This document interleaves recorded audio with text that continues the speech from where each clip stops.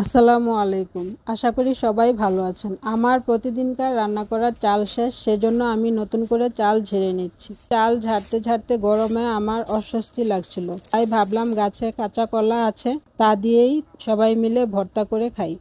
তো যেই ভাবা সেই কাজ। তো দেবর আর ছেলে মিলে গাছ থেকে কলা পেড়ে দিল। আমি কলাগুলি ভালো করে পানি দিয়ে ধুয়ে নিলাম। তারপর আমি কলাগুলো একে একে ছিলে নিলাম।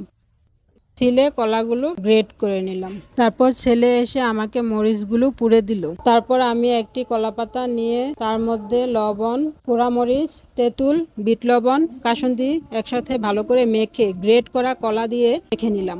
সব উপকরণ মাখা দিয়ে একটু শসাও মেখেছিলাম। কলা ভর্তা শসা মাখা সবাই বসে খুব মজা করে খেলাম। এই গরমে চাইলে আপনারাও বানিয়ে খেতে পারেন কলা ভর্তা।